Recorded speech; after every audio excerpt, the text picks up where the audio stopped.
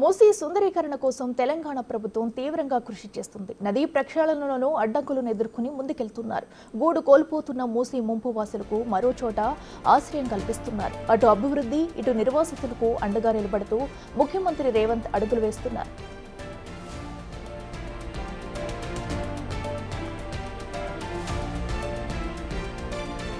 ఎవరిని అడ్డంకులు సృష్టించినా మూసీ అభివృద్ధి ఆగే ప్రసక్తి లేదని సీఎం స్పష్టం చేశారు. అంతేకాకుండా మూసీ రివర్ ఫ్రంట్ డెవలప్మెంట్ కూడా యువ ఇంజనీర్ల చేతుల మీదుగా జరుగుతుందన్నారు. మూసీకి పట్టిన మకిలిని వదిలిస్తామని స్పష్టం చేశారు. మూసీ నిర్వాసితులను అన్ని విధాలుగా ఆదుకుంటామని భరోసా ఇచ్చారు.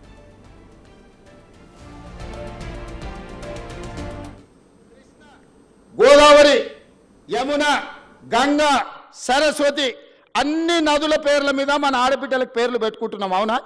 మన ఇంట్లో ఆడబిడ్డ పుడితే కృష్ణానో, కావేరో, గోదావరో, సరస్వతో, గంగానో అని నదుల పేర్లు మన బిడ్డలకు పెట్టుకుంటున్నాం. ఏ తండ్రి అయినా ఆయన బిడ్డకు మూసి అనే పేరు పెట్టుకున్నాడా? ఇన్ని నదుల పేర్లు, పవిత్రమైన నదుల పేర్లు మన ఆడబిడ్డలకు పెట్టుకున్నప్పుడు మూసి అనే రివర్ పేరు ఏ తండ్రి అయినా బిడ్డకు పెట్టుకున్నాడా? ఎందుకు పెట్టుకోలే? ఆ మూసి కంపు కొడుతుంది కాబట్టి, మూసి మురిగిపోయింది కాబట్టి, మూసిలో విషం చిమ్ముతున్నది కాబట్టి, ఆ విషము, ఆ కంపు, ఆ మురికి మా బిడ్డల పేర్లు పెట్టుకోవద్దని తల్లిదండ్రులు ఏదైతే అనుకుంటున్నారో ఆ మూసి మురికిని ప్రక్షాళన చేయాలనుకుంటున్నా నేను. ఆ మూసిని నిర్మాణం చేయాలనుకుంటున్నా నేను. ఎందుకు యమున, సరస్వతి, గంగా, కావేరి పేర్లు పెట్టుకున్నప్పుడు మూసి అనేందుకు మన బిడ్డలకు పెట్టుకోకూడదు? ఆ మూసిని అద్భుతంగా నిర్మించినప్పుడు తప్పకుండా తల్లిదండ్రులు వాళ్ళ బిడ్డల పేర్లు మూసి అని పెట్టుకుంటారు. రైట్, ఇదే అంశానికి సంబంధించి మరింత సమాచారం మా ఇన్పుట్ ఎడిటర్ పవన్ అందిస్తారు లైవ్లో. పవన్, చెప్పండి. అయితే ఎవరిని అడ్డంకులు సృష్టించినా కూడా మూసీ ప్రక్షాళన అనేది ఆగేది లేదు, మూసీ సుందరీకరణ అనేది జరిపించి తీరుతాం అంటూ కూడా సీఎం రేవంత్ రెడ్డి అయితే చెప్పడం జరిగింది. దీనికి సంబంధించి అప్డేట్స్ ఏంటి?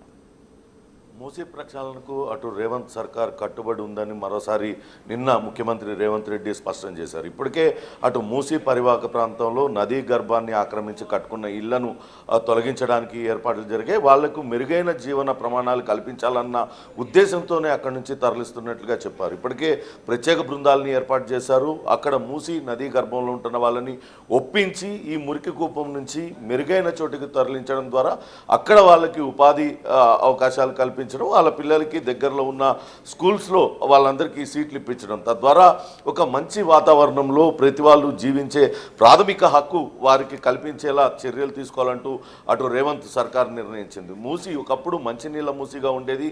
వికారాబాద్, అనంతగిరి నుంచి దాని ప్రయాణం నల్గొండ, వాడపల్లి వరకు కూడా కొనసాగుతూ ఉంటుంది. మంచినీరు సరస్సు ఇది ఒకప్పుడు మంచినీటి కృష్ణానదికి ఉపనదిగా అటు ఉపనదిగా ఉండేది. దీని నుంచి మంచినీళ్ళన్నీ కూడా పారాయి. దానిపైనే అటు హుస్సేన్ సాగర్ను కూడా కట్టడం జరిగింది.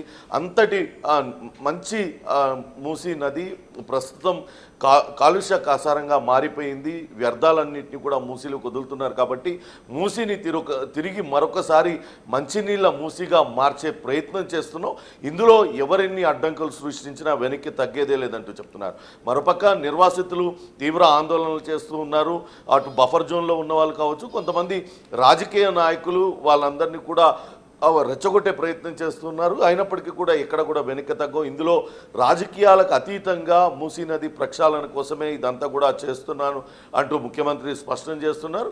అటు నిర్వాసితుల్ని వాళ్ళని నచ్చజెప్పి వాళ్ళని ఒప్పించే బాధ్యతలను ఇప్పటికే అధికారులకు అప్పచెప్పారు. మరోసారి దానిపైన ఇద్దరు మంత్రులు, హైదరాబాద్ ఇన్ఛార్జ్ మంత్రి పొన్నం ప్రభాకర్తో పాటు బట్టి విక్రమార్క ఉప ముఖ్యమంత్రి, వీళ్ళిద్దరికీ కూడా అప్పచెప్పారు. మూసీ బాధితులు, మూసీ నిర్వాసితులు ఎవరైనా సరే తమకు ఇబ్బంది ఉందనుకుంటే వాళ్ళతో నేరుగా మాట్లాడచ్చు. మంత్రులు వాళ్ళకి అన్ని రకాలుగా హామీ ఇచ్చిన తర్వాతనే వాళ్ళని మెరుగైన ప్రాంతానికి, అంటే వాళ్ళు కోరుకున్న చోట, ఇప్పుడు ఎక్కడ కూడా మూసీ నిర్వాసితుల్ని కూలగొట్టేస్తున్నారు, వాళ్ళని ఇష్టం వచ్చినట్టుగా తరలిచ్చేస్తున్నారు అనేది ప్రతిపక్షాలు ప్రచారం చేస్తున్నప్పటికీ వాస్తవానికి మూసీ నిర్వాసితులకు అధికారులు ఆప్షన్ ఇస్తున్నారు. వాళ్ళు ఎక్కడ ఉండడానికి వాళ్ళు ఇష్టపడుతున్నారు.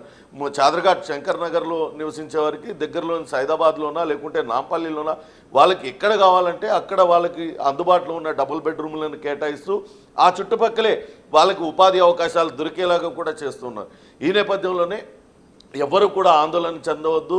అటు ప్రతిపక్షాల చేస్తున్న గందరగోళంతో ఆ భయభ్రాంతులకి గురి కావద్దు. ఖచ్చితంగా మూసి ప్రక్షాళన అనేది చేసి తీరుతాం. ఎవరికి కూడా పేదవాళ్ళు అనేవాళ్ళు ఆ మురికి కూపాలలో ఉండకుండా ఉండాలి. వాళ్ళందరూ కూడా మెరుగైన జీవన ప్రమాణాలు కలిగి ఉండాలి అనే ఉద్దేశంతోనే రాష్ట్ర ప్రభుత్వం తీసుకుంటుంది. అటు గతంలో అటు థేమ్స్ నది ఏ రకంగానైతే ఉందో, హడ్సన్ నది ఏ రకంగా ఉందో, అలానే మూసిని కూడా ప్రక్షాళన చేసి మంచినీళ్ళు పారేలా ఇందులో గోదావరి నీళ్ళు వచ్చేలా చేస్తానంటూ చెప్తున్నారు. ఇటీవల అటు నల్గొండ నుంచి చాలామంది మూసి పరివాహక ప్రాంత రైతులందరూ కూడా వచ్చారు.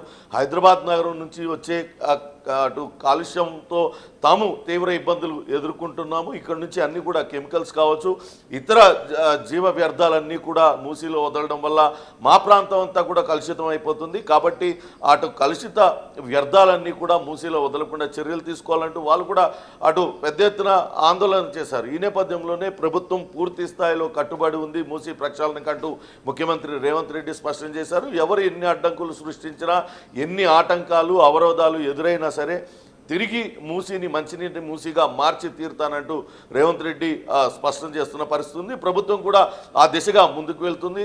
అధికారులు, మంత్రులు అందరూ కూడా అదే మాట మీద మూసి ప్రక్షాళనకి కట్టుబడి ఉన్నామంటూ చెప్తున్న పరిస్థితి అయితే ఉంది. Akhila. Right Pavan, thank you.